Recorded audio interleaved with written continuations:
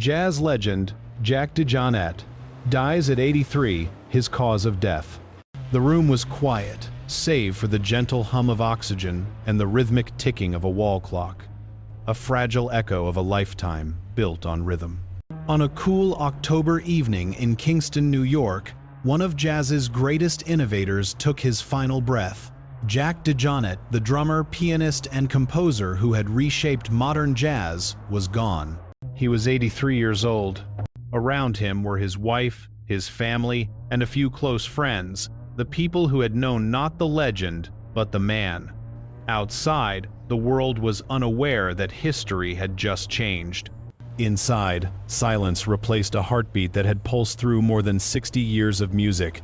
When the news broke, it rippled through the jazz community like a minor chord fading into dusk. Tributes poured in from every corner of the world, from musicians who had studied his technique to fans who had grown up under the spell of his drumming. Miles Davis once said that DeJohnette had a sense of time that breathes. That time had finally stopped. His cause of death, congestive heart failure, seemed tragically poetic. The man whose art had been defined by rhythm and pulse had lost his own.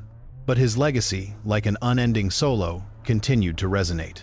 This is not just a story about a death, it is the story of a life that changed the language of music. A journey that began in the streets of Chicago, carried him to the stages of the world, and ended quietly, surrounded by love. This is the story of Jack DeJohnette, the man who taught us that rhythm isn't just sound, it's life itself. Long before his name echoed through the jazz halls of New York, Paris, and Tokyo, Jack DeJohnette was a boy in Chicago, a city whose pulse would become the foundation of his own. The year was 1942, and jazz was the language of the streets. The smoky clubs of the South Side buzzed with possibility. Blues spilled from open doorways, and young Jack listened. He didn't yet know that rhythm would one day become his calling, only that sound in all its forms moved him. His home was filled with music. Chicago was a city that raised listeners before it raised players, and in that atmosphere, Jack's ears learned early to hear differently. He began at the piano, not the drums. At just 4 years old, his small hands reached for keys with a kind of curiosity that would define his life. His classical training taught him precision and structure, but beneath the formality, a restless energy simmered. He didn't want to just play notes, he wanted to feel them. By the time he reached his teens, that curiosity had become hunger. He played piano at local gatherings, experimented with composition, and then, one evening, he sat behind a drum kit. It was, he would later say, like coming home.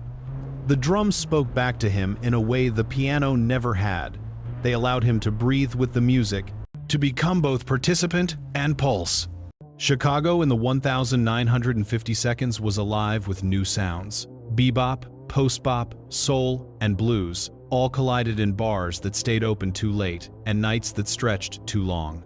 Jack slipped into that world like a natural. His friends recalled how he could move seamlessly between piano and drums, crossing boundaries, even then refusing to be just one thing. His early mentors noticed it too. They saw something in the young musician's ability to merge rhythm and melody, how his piano training informed his drumming, giving it a melodic intelligence few could match. It wasn't just about keeping time. It was about creating space, emotion, story. He played in high school bands, then in the small clubs that dotted Chicago's West Side. It was there that Jack's reputation began to take shape. People whispered about the drummer who played like a composer, a kid who could make the drums sing. He became a fixture in jam sessions, always experimenting, always pushing, never satisfied with the obvious. By the early 1960 seconds, jazz was changing. The old rules were being rewritten by names like John Coltrane, Thelonious Monk, and Charles Mingus. Jack listened closely, absorbing every phrase, every rhythmic risk. Chicago was his classroom, but his mind was already reaching for the world beyond it. Then came the call that would change everything, a chance to join the Charles Lloyd Quartet. It was 1966, and Lloyd's band was fast becoming one of the most adventurous groups in modern jazz. Alongside Lloyd was a young Keith Jarrett on piano, and together with bassist Cecil McBee, they created something revolutionary, a sound that felt alive, spiritual, and new. Jack's drumming didn't just support the group, it defined it. His approach was dynamic, shifting effortlessly between thunderous drive and whispering subtlety. Critics began to take notice. Suddenly, the kid from Chicago wasn't just another name in the liner notes. He was the next great voice in jazz rhythm. But beneath the rise was something deeper, a philosophy forming. Jack believed that rhythm wasn't only about keeping time, it was about keeping truth. He often said, "I hear orchestrally." To him, drums weren't noise, they were color, emotion, breath. He saw his kit not as percussion, but as a painter's palette, where each cymbal shimmered like light on water. Those early years were the calm before the storm, a time of discovery, of formation. They were the years that shaped the man who would one day sit beside Miles Davis, Keith Jarrett, and Herbie Hancock. The man who would play not for fame, but for freedom. Jack DeJohnette was more than a drummer in the making. He was an artist, learning the language of sound itself. He didn't just want to play jazz, he wanted to expand it, and soon he would. The day Jack DeJohnette passed away began not with drama, but with quiet. It was a cool Sunday morning in Kingston, New York, and the Hudson Valley sunlight crept through the curtains of the home where one of jazz's last great masters spent his final years. The world outside went on as usual. Commuters rushed, horns blared, radios hummed. But inside the DeJohnette home, time moved differently, slower, more fragile.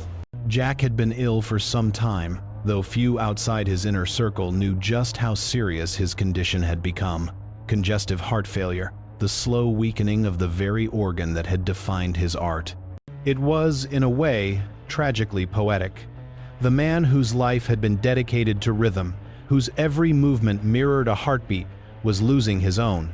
Those who loved him most were there that morning. His wife, who had shared decades of life and love with him. His family, the quiet foundation behind his world tours and late-night studio sessions. A few close friends, fellow musicians who had traveled miles and years alongside him, gathered to offer presence more than conversation. Words at that point felt unnecessary. Music had always been how Jack spoke, and now silence seemed to be the only appropriate language left. They say the body slows before the spirit departs, that in the final hours, memory plays like film reels behind closed eyes. If that was true for Jack, one can imagine what those final reels looked like. The smoky clubs of Chicago, the wild sessions with Miles Davis, the transcendental nights with Keith Jarrett, when time itself seemed to bend under the weight of rhythm. Perhaps he saw it all not as performances, but as moments of connection, as proof that his life had been one long improvisation, perfectly in tune. As the morning turned to afternoon, his breathing grew shallow. The doctors had explained this part, the way the heart slowly yields, the way the body listens to its own fading rhythm. Outside, the autumn wind rustled the trees. Inside, his wife reached for his hand. Those who were present would later say that it was peaceful, heartbreakingly so. There was no fear, just release. When he finally slipped away, there were no headlines yet, no tributes, no global mourning, just stillness. The same kind of stillness that follows the last note of a live performance, that sacred suspended silence where the audience doesn't yet applaud, not wanting to break the magic. News of his passing broke later that evening, confirmed by his assistant, Joan Clancy. The announcement spread quickly. Jack DeJohnette, legendary jazz drummer and composer, has passed away at 83. Within hours, jazz stations began playing his recordings, Bitches Brew, Gateway, Peacetime, each note now tinged with finality. Social media filled with disbelief, sorrow, reverence. Musicians called him the philosopher of rhythm, the architect of time, the heartbeat of modern jazz. What struck most people wasn't just that a legend had died, it was how quietly he had gone. No spectacle, no farewell tour, no fanfare, just grace. It seemed fitting for a man who had always let his art speak louder than his fame. For his fans, the day felt like a chord unresolved. Jack DeJohnette had been there their entire lives, a constant presence in the background of the world's music, a reminder that even chaos could have rhythm. His passing wasn't only the loss of a person, it was the loss of a pulse that had guided generations. That Sunday night, as word spread, countless musicians picked up their instruments, drummers, pianists, saxophonists, and began to play, not in performance, but in tribute. In bedrooms, basements, and jazz clubs across the globe, people honored him the only way they knew how, through sound. Cymbals shimmered like whispered goodbyes, bass lines hummed with ache, and every note felt like a prayer. It was as though, for one night, the entire world played in time with Jack's departing rhythm, slow, steady, beautiful. When the world discovered that Jack DeJohnette was gone, it was as if jazz itself had taken a breath and then held it. The news did not arrive with the sudden violence of tragedy. It drifted in like a slow, solemn chord. A quiet post from his assistant confirmed what few wanted to believe. Jack DeJohnette, one of the greatest drummers and composers in the history of jazz, has passed away at 83, surrounded by family. The headline swept across the digital landscape almost instantly. Music outlets, radio hosts, and streaming services scrambled to verify, to remember, to react. For those who loved him, fans, collaborators, students, even casual listeners, the discovery was not a surprise, but it still cut deep. The loss of someone like Jack doesn't arrive as a single moment. It settles into you, like a lingering echo. In the early hours after the announcement, tributes began to bloom across the internet. Miles Davis's estate posted a black and white photo of Jack behind his kit, the caption reading simply, "A heartbeat that changed music forever." The Keith Jarrett Trio's official page shared a clip from a 1,995 live performance, a delicate brush pattern, a soft cymbal shimmer accompanied by the words, "Thank you, Jack." Even younger musicians, from jazz students to rock drummers, filled their feeds with gratitude and disbelief. For those who had shared stages with him, the discovery felt personal. Herbie Hancock wrote, "Jack didn't just keep time, he created it. He taught us all how to listen." Wayne Shorter, before his own passing, had once said that DeJohnette's drumming felt like air bending around melody. That was the truth of it. Jack was never just a timekeeper. He was a storyteller in motion. News outlets began revisiting his long and winding career, from Chicago's smoky clubs to the historic sessions of Miles Davis's Bitches Brew. Jack's name appeared alongside the greatest, and for good reason. He had been there at the turning points, when jazz turned electric, when improvisation became rebellion, when sound became experiment.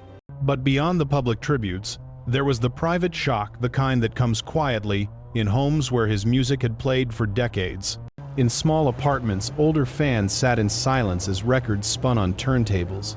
The familiar crackle of vinyl now carried the weight of goodbye. In dorm rooms and music schools, younger drummers picked up sticks and played along to recordings, honoring the man who had taught them, even indirectly, how to breathe between the beats. In Kingston, the small upstate New York town where Jack had lived for years, the news moved slowly but hit hard. Neighbors described him as kind, gentle, and deeply private. He would wave on his morning walks, stop to talk about the weather, sometimes about rhythm, always soft-spoken, always warm. He didn't carry himself like a legend, one neighbor told a reporter. He carried himself like a friend. The local community gathered outside his home in the days after, leaving flowers, drumsticks, and handwritten notes by his front gate. One message read, "Thank you for teaching us that rhythm is the heartbeat of humanity." For the jazz community, the discovery of Jack's death marked the end of something more than a career. It marked the closing of an era. He had been a bridge between old and new, tradition and innovation, melody and chaos. His absence created a silence that was almost physical, like the sudden drop of a cymbal's last shimmer. Musicians everywhere spoke of how his influence had shaped them. They remembered his philosophy, that drumming wasn't about force, but about flow. That you didn't hit the drums, you spoke through them. That rhythm, like life, needed both control and surrender. The day after the announcement, jazz stations around the world synced their playlists in tribute. From WRTI in Philadelphia to BBC Radio 3 Inches London, one by one they played Peacetime, Jack's Grammy-winning 2009 album of meditative percussion. For 30 minutes at a time, radio waves carried his heartbeat across continents. It was a global moment of reflection, an unspoken agreement to let his rhythm fill the void he left behind. And for those who had followed his entire journey from the piano lessons of his childhood to the boundary-breaking sessions of his prime, the discovery brought an emotional clarity. Jack DeJohnette had not simply played music, he had expanded it. He had turned sound into emotion, time into art. In the stillness of that realization, grief turned to gratitude. The world had lost a legend, but it had also gained a permanent echo, one that would continue to resonate every time a drummer closed their eyes, took a breath, and played like the music was alive. When a great artist dies, there isn't an investigation in the criminal sense, but there is always an inquiry. The questions arrive in the same way that detectives pick up clues gently at first, then with growing urgency. What happened? Could it have been prevented? What was it like in those final days? With Jack DeJohnette, those questions emerged from love, not suspicion. The world wanted to understand how a man whose music had embodied vitality, rhythm, and life could simply stop. In the days following his passing, the first reports came from his assistant, Joan Clancy, confirming that he had died peacefully in his Kingston, New York home from congestive heart failure. To most, that seemed enough.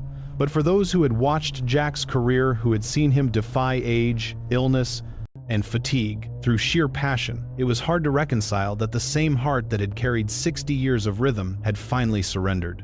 Journalists began piecing together the last chapter of his life. They learned that his health had declined gradually, not dramatically. He had suffered minor complications earlier.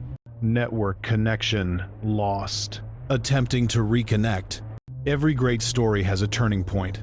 That moment when grief gives way to understanding, when loss transforms into legacy. For those mourning Jack DeJohnette, that breakthrough came not through new information, but through rediscovery. In the weeks following his death, something extraordinary began to happen. Around the world, musicians from seasoned jazz veterans to young students who had only known him through vinyl and video began playing his music again. Clubs from Chicago to Tokyo, from New Orleans to Paris, dedicated nights to Jack. Tribute concerts filled small bars and grand stages alike, and the rhythm of his life seemed to return through the hands of others. The first major tribute came from a familiar place, the Village Vanguard in New York City. It was the same dimly lit room where Jack had once stunned audiences with his fiery improvisations alongside Keith Jarrett and Gary Peacock. On this night, a single cymbal was placed on stage under a soft spotlight, a quiet symbol of presence in absence. The evening opened not with a speech, but with silence. Then, slowly, a drummer began to play. Light brushes across a snare, a heartbeat rhythm, steady and fragile. That simple rhythm, gentle, persistent, alive, spread across the jazz world. It became a mantra. People began to realize that Jack's story wasn't ending, it was echoing. His passing, rather than closing the book, had opened a collective memory.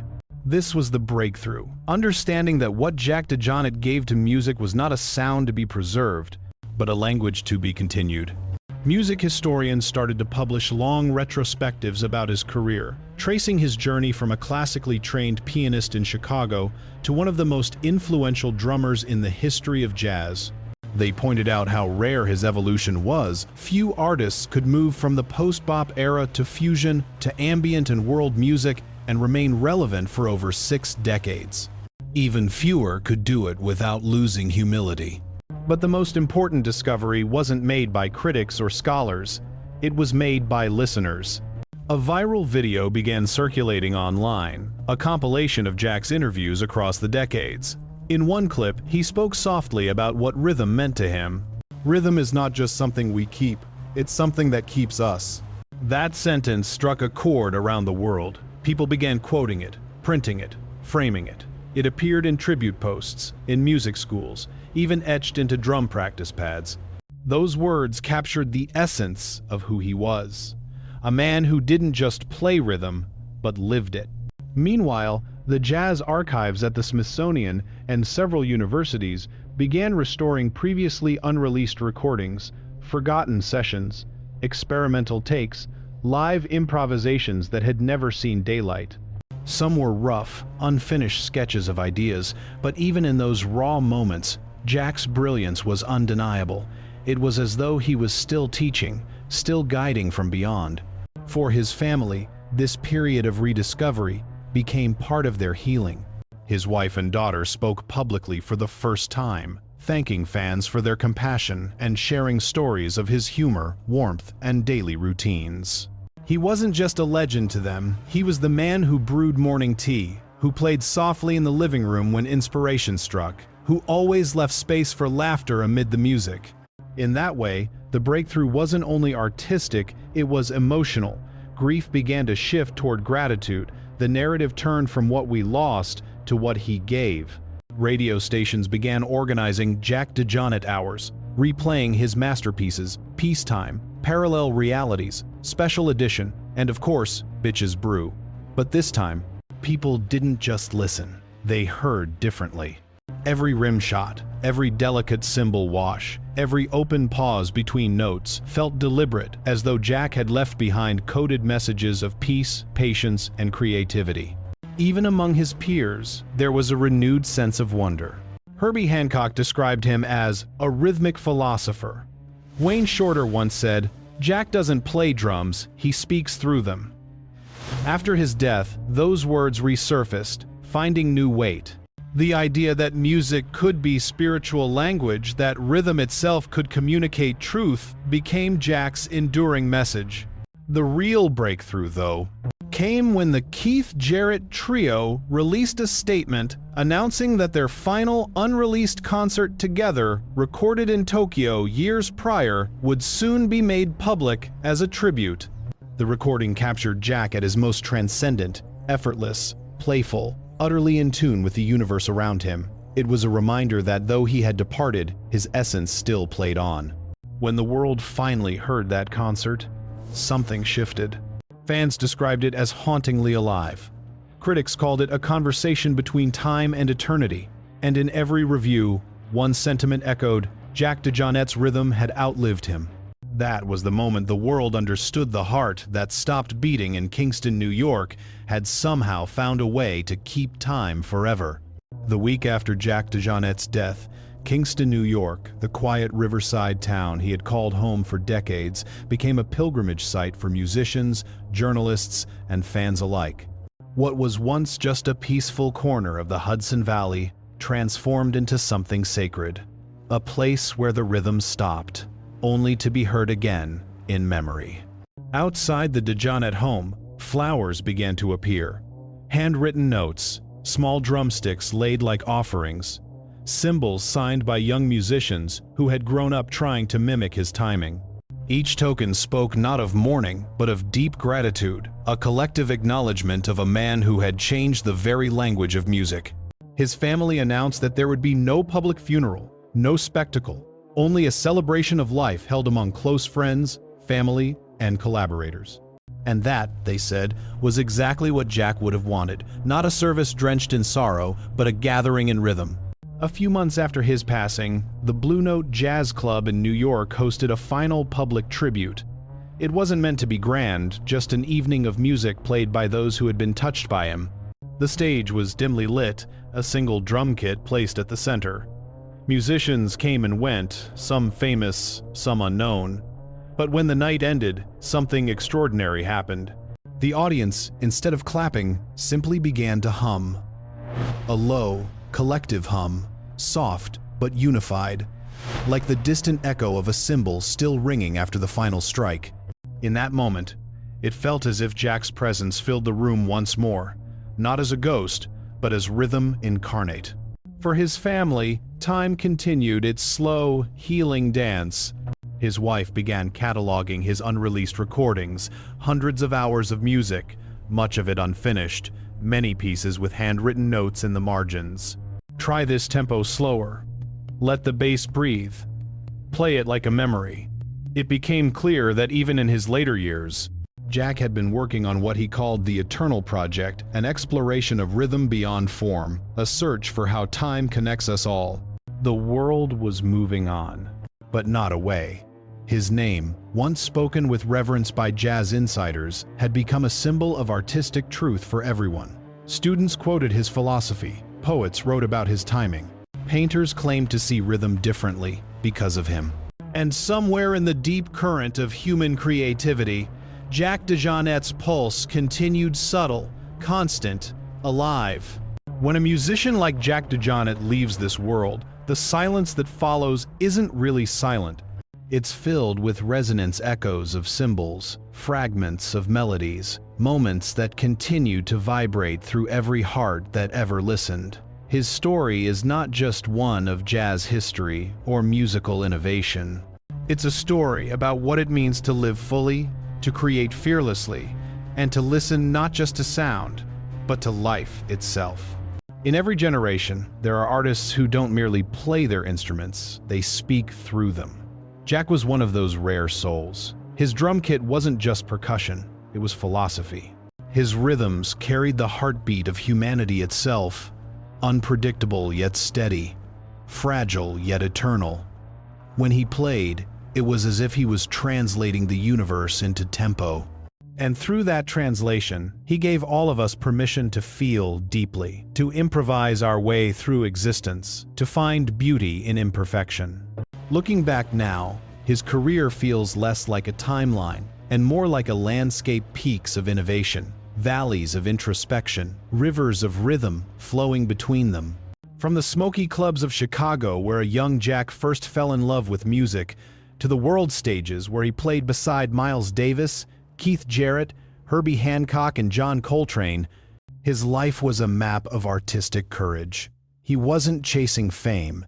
He was chasing feeling that elusive moment when rhythm, emotion, and truth meet. And now that he's gone, we find ourselves listening differently. Every jazz standard, every fusion experiment, every solo that stretches time itself, they all feel a little more sacred. The world continues to spin, but there's a new awareness that behind every note, there's a heartbeat, and behind every heartbeat, a story. Perhaps that's what Jack DeJohnette ultimately taught us, that rhythm is not confined to music, it's the pulse of being alive. It's in our footsteps, in our laughter, in the gentle tapping of rain against a window. He showed us that rhythm is connection between instruments, between people, between moments in time. When we lose a figure like Jack, we're reminded that death doesn't silence art, it amplifies it. His passing has turned the world into one vast stage, where his influence continues to play in every student learning their first brush roll, in every band daring to blur genres, in every listener closing their eyes to let a melody carry them somewhere beyond words. And maybe that's the point. Jack's final lesson wasn't about mastery or fame, it was about listening, truly listening. Because in listening, we remember. Today, if you sit quietly and put on one of his recordings, maybe Peacetime or Parallel Realities, you'll hear more than rhythm. You'll hear breath, patience, humanity. You'll hear a man who found divinity in timing and courage in silence. You'll hear a lifetime distilled into sound. It's easy to say that a legend like Jack DeJohnette will never be replaced. But perhaps that's not the right way to see it. He doesn't need to be replaced. He needs to be continued. Every time someone chooses authenticity over imitation, exploration over repetition, compassion over ego, Jack's rhythm lives again. At the final footage, we believe stories like Jack's deserve to be told not as obituaries, but as testimonies, proof that creativity, courage, and kindness leave legacies that outlast even time itself. Our mission isn't just to chronicle endings, but to honor lives that have shaped the human spirit. Jack DeJohnette's story isn't just a story about music. It's about what it means to give yourself completely to something. To live your truth so fully that even when your body fades, your essence continues to create. As we close this tribute, we invite you to pause, to listen, maybe to pick up an instrument, or to simply hum to the rhythm of your own heart. Because that's what Jack would have wanted. Not mourning, but motion. Not sadness, but sound. He once said, "Music is how I make sense of the world. It's how I breathe." Now, it's how the world remembers him. If you've made it this far into the story, thank you for listening, for remembering, and for honoring the rhythm that never truly stops. Here at the final footage, we continue to explore stories that remind us of the beauty and fragility of life. Stories of artists, dreamers, and souls whose impact transcends their years. If this story moved you, take a moment to reflect, share it with others, and help keep these legacies alive. Subscribe to the final footage, turn on notifications, and join us as we continue uncovering the truths that lie beyond the headlines, the emotional, human stories that shape our collective memory. Because every story deserves to be remembered. Every rhythm deserves to be heard. And every life, no matter how brief or how long, leaves a final note that echoes forever. This was jazz legend Jack DeJohnette dies at 83, his cause of death. This is the final footage.